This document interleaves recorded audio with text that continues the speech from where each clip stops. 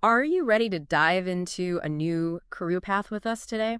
We're going to be talking about sports program coordination and what it takes to really succeed in this industry. Sounds fun. And trust me, it's a lot more than just loving sports. We've got some really interesting information here from RoleCatcher. They're kind of the experts in figuring out careers. Yeah, RoleCatcher, what they do really well is they break down exactly what you need. And this one, they emphasize it's not just about, baseball or basketball. It's about program development, even down to the policy implementation. You wouldn't think about that with sports. No, not at all. And facility maintenance, are the fields ready? So we're talking about like the behind the scenes work that goes into like every little league game, every tournament.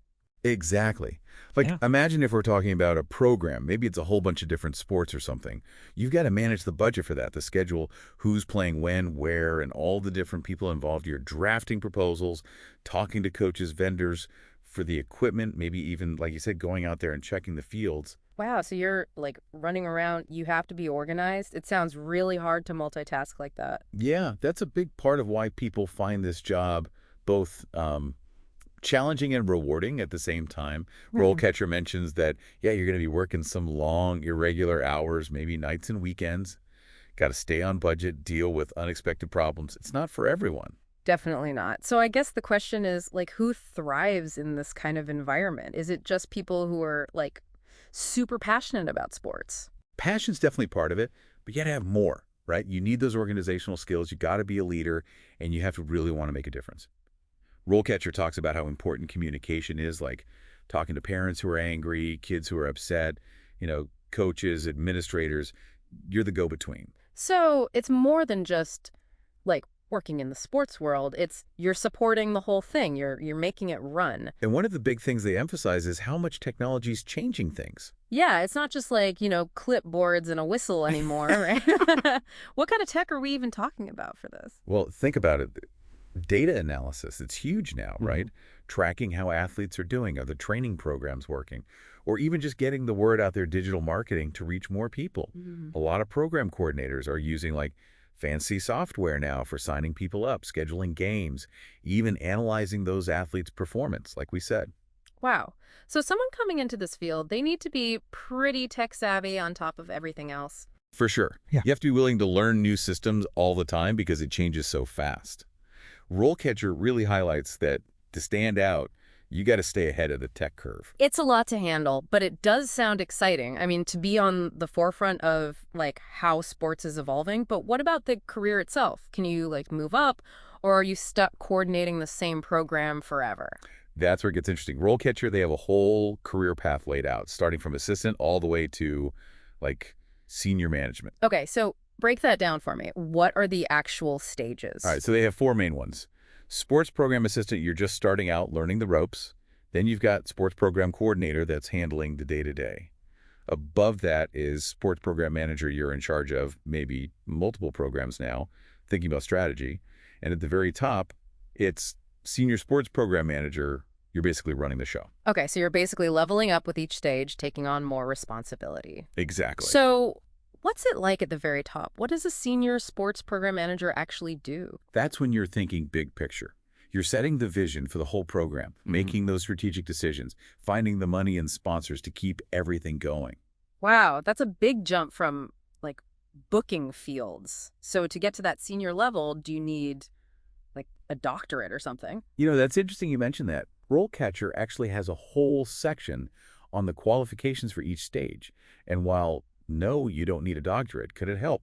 Sure, especially at that top level. Okay, so maybe not a doctorate, but are there other certificates or qualifications that are like really important for this? I'm glad you asked because, yeah, RoleCatcher mentions a big one. It's called the Certified Parks and Recreation Professional. Sounds like a mouthful. Yeah. But it's basically like getting your coaching license, but for coordinating these programs. Oh, I see. So it's like proof you know what you're doing. Exactly. And it's not easy to get. You've got to do coursework, take exams, all about planning programs, risk management, legal stuff, all sorts of things. So it's not just about loving sports, it's knowing the ins and outs of how this whole world works. You got it. And that's really just the beginning of what we're going to cover today. I am ready to hear more, but this is fascinating already. I had no idea it was this in-depth. All right, so before we took a break there, we were talking about certificates and all that.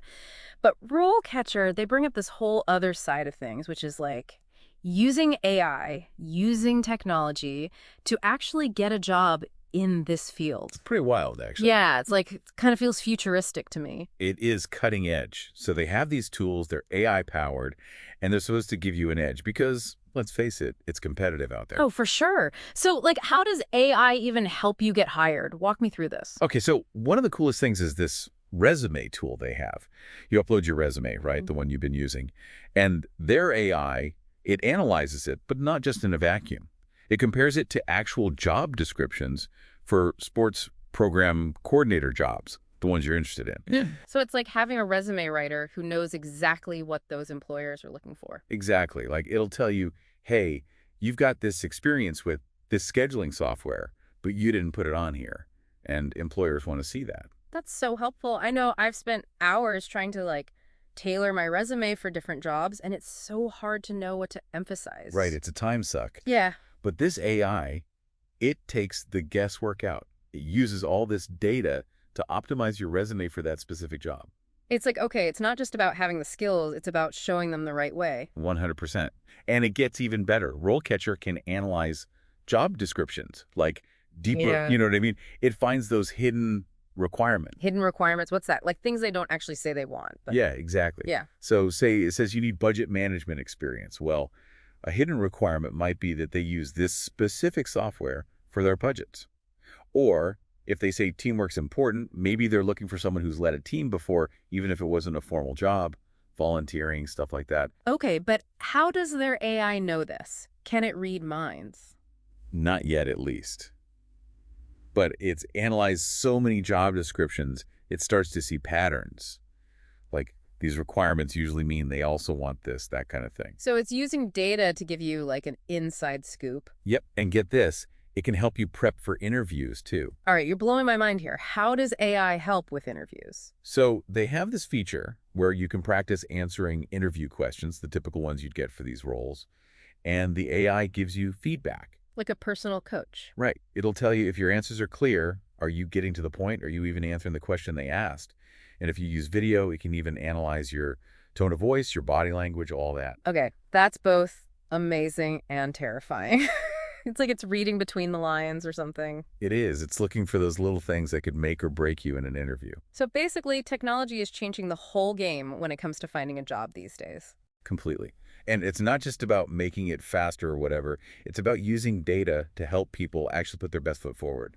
It sounds like RoleCatcher is trying to make things fairer, giving people the tools so it's not just who you know or whatever. That's the idea. They want everyone to have a chance, no matter what their background is. And AI, that's how they're trying to do it. It's nice to see tech used that way, not just replacing people, but actually empowering them. For sure. It should be a tool to help us, right? Not the other way around. So we've talked about resumes, job hunting, interviews. What else does RoleCatcher have? Oh, right. I almost forgot. They have these tools for salary data and negotiation. So the AI, it looks at what similar jobs are paying in your area. Oh, that's smart. So you can walk in knowing what you're worth. Exactly. No more guessing or feeling like you have to take the first offer. Which is huge, by the way, especially for women, people of color, who we know sometimes get offered less. Huge, yeah. Knowledge is power in those situations for sure.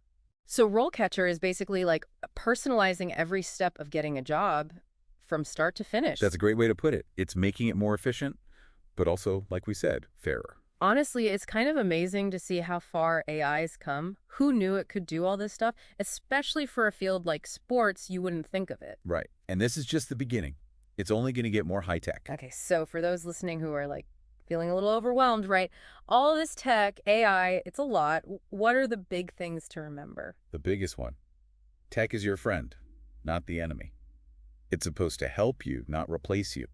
So be open to learning new stuff, trying things out. That's great advice because honestly, even for something like sports program coordination, which you think of as like traditional .tech is everywhere now. It's true. Times are changing.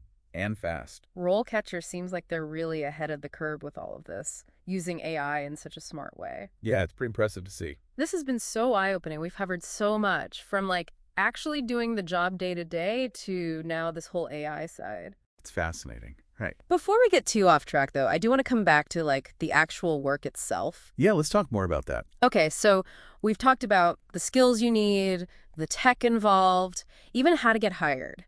But at the end of the day, this job isn't just about spreadsheets and AI and all that, right? Right. It's about people. Yeah. It's about making sure that, kids, adults, whoever, get to play the sports they love. And I bet that comes with its own ups and downs, right? I mean, it can't be easy all the time. Oh, for sure. RoleCatcher, they're honest about that. Mm-hmm. Long hours sometimes, dealing with budgets, things always changing, having to fix problems on the fly. So not always sunshine and roses then. Not always.